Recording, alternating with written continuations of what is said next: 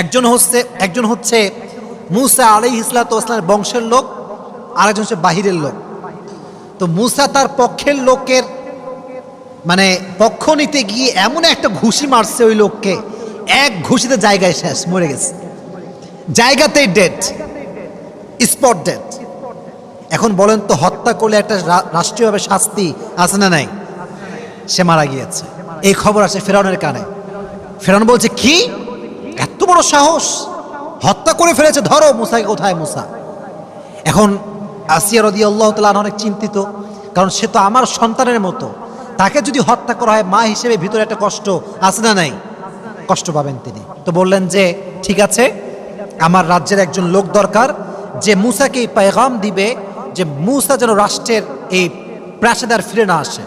তখন তার একজন লোক ছিলেন, বিশেষ লোক,